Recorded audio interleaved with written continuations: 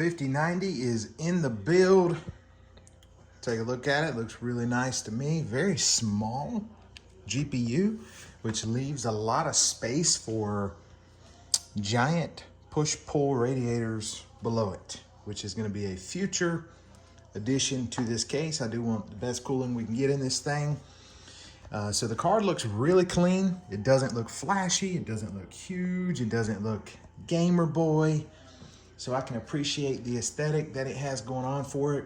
It looks very small. Looking at it, and if I told somebody I had a 3070, that's what it looks like. It kind of gives you that feel of like it's a RTX 4070, 3070, something like that, maybe 5070.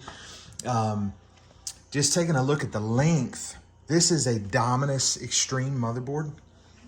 So my 4090 gaming OC was actually longer than this motherboard. This motherboard is 14 inches wide, 14 inches tall, so 14 by 14. So this card being shorter than the motherboard is something new, because this motherboard was actually just longer, barely longer, maybe like that much longer than my 4090 gaming OC. It would come about right there. You could just barely see the U.2s poking out. And with this card, it's just, hey, it's a lot smaller. But you know what? It's in the case. Thing is ready to go. I think it looks really good. It's kind of nice seeing a smaller GPU like this. And we've got our power cable plugged in, which goes in at an angle.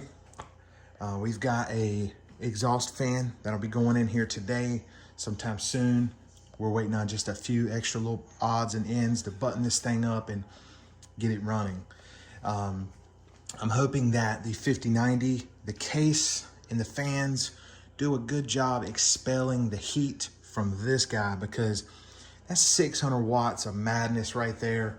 And it's, I mean, I know it's engineered really well, but it's gonna be blasting that heat all through the case. And I just hope my case is able to keep up, and my fans and stuff like that. We'll take a look at it from this side here. Looks pretty good though. I do like the aesthetic of that. I like the way it looks. Very minimalistic approach for sure. Like, you wouldn't think that this thing is a 4090 successor at all. You would not think that. Take a look at the back here, see how the IO's lining up. Looks pretty good. I might need to lift it up a little bit. You always want to check your gapping on your, furthest input, and then compare it to the one over here. That'll tell you if you need to raise the GPU or lower the GPU. So always important to keep an eye on that.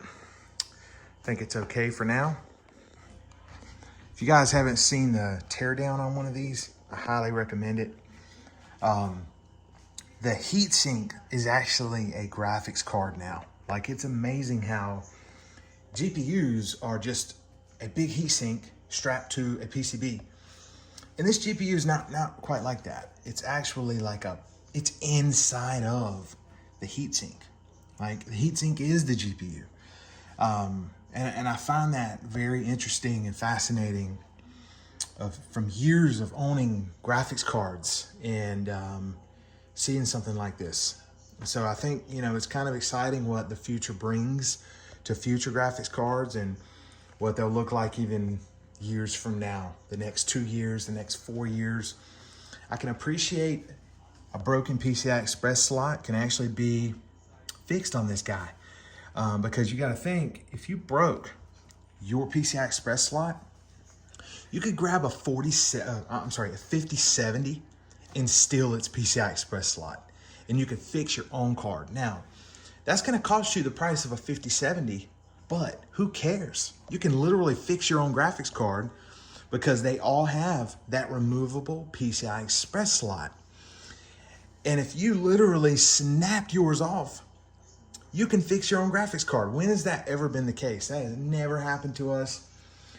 So while inventory is a little rough right now, in the future year and a half, maybe even 6 months from now, when prices come down a little bit, you can actually repair your own Founders Edition if you broke the PCI Express slot off or damaged an input-output on it, right? You could fix that stuff yourself by buying another GPU and actually stealing parts from it. I think that is impressive.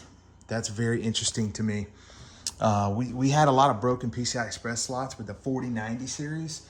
They went through a couple revisions. My 4090 was the updated model that had the stronger PCI Express hook. So hopefully we don't see any more of that. I hope manufacturers learn their lesson. What happens when you make a 5-pound or 7-pound graphics card and you hang all the weight on there. I think the motherboard slot has a big impact on that, and also how it's mounted and stuff. But yeah, this thing looks awesome. I'm excited to test it. I'm excited to see it perform. I run a 4K monitor, so we need all the juice we can get. It's almost always, you know, GPU limit around here, almost always. I play a lot of AAA titles with good graphics and stuff, but that's gonna be it for this video.